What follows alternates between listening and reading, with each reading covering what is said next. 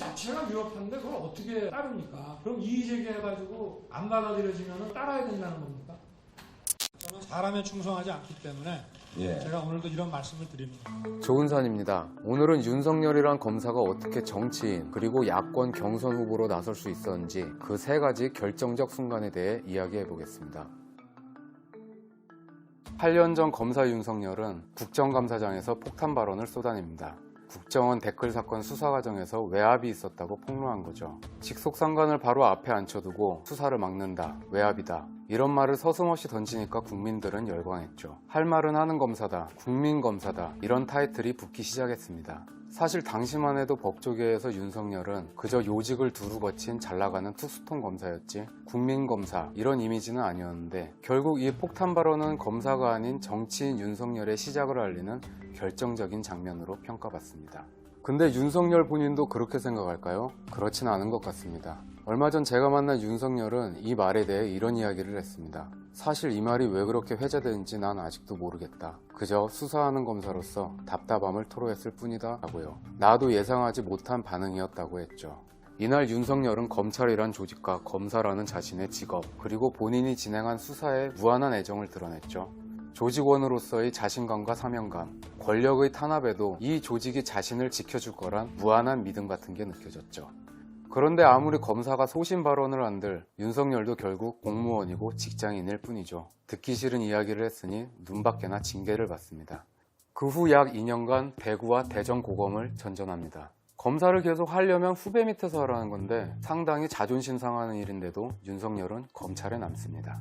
이렇게 천상 검사 체제 같은 윤석열도 변호사 생활을 1년 정도 잠깐 한 적이 있었어요. 근데 변호사로 일할 때 의뢰인에게 그런 일은 하면 안 되잖아요 라고 검사처럼 호통을 쳐 동료들이 적잖게 당황했다고 합니다. 결국 윤석열은 변호사가 체질에 안 맞는다며 1년 만에 검찰로 돌아가 독하게 수사를 해나가죠. 노무현의 최측근 안희정, 강금원을 구속하고 이명박의 형 이상득 의원과 정몽구 현대자동차 회장도 구속시키고 노무현 전 대통령 딸 노정현 씨를 외환관리법 위반으로 기소해 유죄 판결을 받아내죠. 이렇게 정재계 좌우 인사를 안 가리고 구속시킨 화려한 수사 경력을 뒤로하고 유배 생활을 해나가던 윤석열에게 두 번째 기회가 찾아옵니다. 2016년 최순실 게이트가 터졌죠. 박근혜 정권의 위기가 윤석열에게 또 다른 기회가 된 겁니다. 최순실 게이트 특검이 꾸려지고 박영수 특검은 윤석열을 수사팀장으로 불러요. 이때 윤석열은 김기춘과 우병우 수사를 주도했고 삼성 이재용 부회장을 뇌물죄로 구속시켰죠. 검찰이 특검 수사를 이어받아 결국 박근혜 전 대통령은 구속됩니다. 대통령에서 탄핵당한 지 20일 만의 일이죠. 그리고 두 달 뒤엔 적폐청산을 내건 문재인 정부가 들어섭니다. 문재인은 대통령 자리에 앉자마자 한 달도 안 돼 윤석열을 서울중앙지검장에 앉힙니다. 5기수를 건너뛴 엄청난 파격 인사였죠. 청와대는 최순실 게이트 추가 수사와 공소 유지를 위한 적임자로 윤석열을 낙점한 거죠. 이후 윤석열은 정말 거침없이 적폐 수사를 해나가요. 최순실 게이트는 물론이고 국정원 특활비 상납 수사를 하면서 이명박 전 대통령을 뇌물 혐의로 구속시킵니다. 이명박근혜 정권 10년 보수진영 대통령 둘이 전부 감옥에 간 겁니다. 윤석열은 보수진영에선 역적, 진보진영에선 영웅이 됐죠. 이때 일로 요즘 윤석열을 두고 보수 괴멸의 원흉이란 비판이 나오기도 합니다. 윤석열도 이런 보수 민심을 달래고 싶었는지 지난 7월에 대구를 찾아선 박근혜 수사에 대한 비판을 충분히 이해한다, 송구한 마음이라는 말도 했죠. 또 한 달 뒤엔 야당 의원들과 함께한 자리에서 특검 당시 박근혜 전 대통령을 불구속 기소하려고 했었다는 말도 했어요. 특검에서 수사는 죄다 본인이 하고 대선에 나서니 보수진영 표를 의식해 이제 와서 박근혜 구속 수사에 대한 정치적 책임을 검찰에 돌리냐는 비판이 나왔죠. 물론 과거 수사에 대한 정치적 부담도 느꼈겠지만 윤석열을 만나 이야기를 들어보니 그런 말을 한 이유를 조금 알 수 있을 것 같기도 했습니다.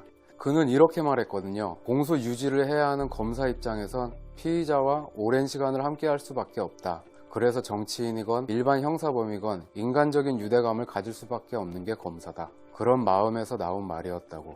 그렇다면 과거 노무현 대통령에 대해서는 어떤 마음이었을까요? 한 야당 의원이 국정감사 중에 노무현 대통령 수사를 재개해야 하는 것 아니냐고 따졌던 적이 있죠. 그리고 사석에서 이 야당 의원을 만난 그는 이렇게 말했다고 합니다. 이미 고인이 되신 분인데 굳이 재수사를 할 필요가 있나 싶다. 아직 노무현을 좋아하는 국민들도 많으니 그분들의 심정도 헤아려야 하지 않겠나 라고 했다네요. 박근혜도 그렇고 노무현도 그렇고 윤석열은 그저 검사로서 피의자에게 느꼈던 일종의 연민을 표현한 게 아니었을까 이런 생각이 듭니다. 아무튼 윤석열의 이런 칼춤에 화답하듯 문정부는 윤석열을 아예 검찰총장에 앉힙니다. 적폐청산과 검찰개혁이란 대하드라마 주연으로 윤석열을 낙점하고 본격적으로 개혁에 시동을 겁니다. 이제 윤 총장님은 살아있는 권력에 대해서도 공정한 그런 자세로 이런 간절한 바람대로 윤석열은 검찰총장 임명장 잉크가 마르기도 전에 대통령의 명령을 충실히 따라 살아있는 권력, 그 중에서도 가장 힘이 센 조국 전 민정수석에 대한 수사를 시작하죠. 청와대가 검찰개혁을 위해 내세운 게 조국과 윤석열이었는데 계획이 틀어진 겁니다. 윤석열은 정경심 교수가 주도했던 자녀 입시 비리 의혹, 정 교수와 조 전 장관 오촌 조카의 사모펀드 불법 투자 의혹, 조 전 장관 동생의 웅동학원 채용 비리 의혹들을 전방위적으로 수사합니다. 윤 전 총장은 이렇게 말했었죠. 조국 수사는 정의도 아니고 정치도 아닌 상식이었다. 그리고 수사를 향해 부당한 압력이 들어왔을 때 힘을 발휘하는 게 정의라고. 그래도 정권과 조국을 향한 수사였는데 조금의 두려움도 없었는가? 라는 물음에 그는 이렇게 답했던 기억이 납니다. 검사가 수사 하루 이틀 하는 것도 아니고 두려울 게 뭐가 있겠나. 그러나 그건 몰랐다. 조국이 그렇게 센 줄은. 뭔가 상황이 잘못 돌아가고 있긴 한데 대통령도 멈추지 않습니다. 장관 임명을 강행하죠. 윤 전 총장도 수사를 멈추지 않습니다. 대통령이 해외 순방을 나간 사이에 조 전 장관 자택을 11시간 동안 압수수색했죠. 결국 서초동과 강화문은 조국 수호, 조국 사태로 갈렸고 대한민국이 두 동강이 나다시피 했습니다. 결국 조국 법무장관은 임명된 지 35일 만에 자리에서 물러납니다.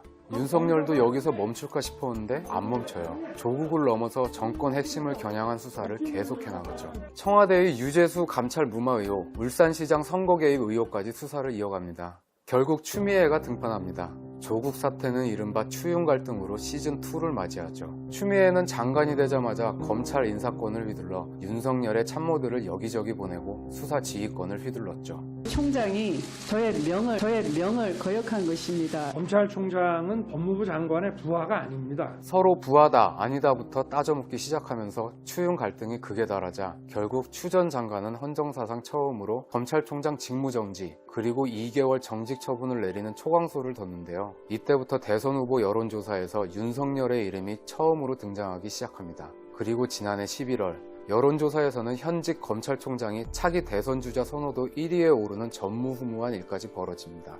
살아있는 권력을 수사하며 윤석열이 권력에 탄압당한다는 스토리가 입혀진 거죠. 그는 일종의 순교자가 됐습니다. 이렇게 되자 대통령도 전국을 혼란스럽게 했다며 사과를 하고 결국 추미애도 장관에서 물러나게 됩니다. 추윤 갈등이 마무리되고 윤석열의 입지가 강해진 것처럼 보였지만 여권에서 검찰 수사권을 완전히 박탈하자는 목소리에 윤석열은 더 이상 검찰에 남을 수가 없게 되죠. 조직에 해를 끼칠 수 없었던 겁니다. 그리고 검찰총장에서 물러나 정치인이 된 그는 대선 출마를 선언합니다. 지금까지 보면 윤석열의 대권 행보는 스스로 개척한 길이 아닙니다. 그게 윤석열의 한계라면 한계죠. 권력의 반작용만으로 여기까지 온 거니까요. 하지만 이건 또 권력의 압박을 온몸으로 맞섰다는 뜻이기도 하죠. 보수 진영의 지지를 받았던 이유입니다. 그리고 이제야 정치를 시작했으니 다른 정치인들보다 검증도 덜 받았죠. 처가 리스크부터 최근 고발 사주 논란까지 해결해야 할 숙제가 아직 많습니다. 또 아직 정치가 어색해서 그런 건지 실언도 자주 나와 비판도 많이 받습니다. 최근 위장당원 발언부터 왕자 논란, 그리고 천공과의 관계에 대한 여야 경쟁 후보들의 공격도 계속되고 있죠. 정치에 첫 발을 들인 지 얼마 안 돼 그가 대선이란 큰 무대를 앞두고 혹독한 신고식을 치르고 있습니다. 여전히 곳곳이 지뢰밭이죠. 비정치인 출신인 윤석열이 반기문과 안철수의 전철을 밟지 않겠냐는 우려도 있고 문민정부 이후 검사 출신 첫 대통령이 나오는 게 아니냐는 전망도 동시에 나오고 있습니다. 그가 이런 비정치인, 검사 출신이란 태생적 한계를 극복할 수 있을지 조금 더 지켜봐야 할 것 같습니다.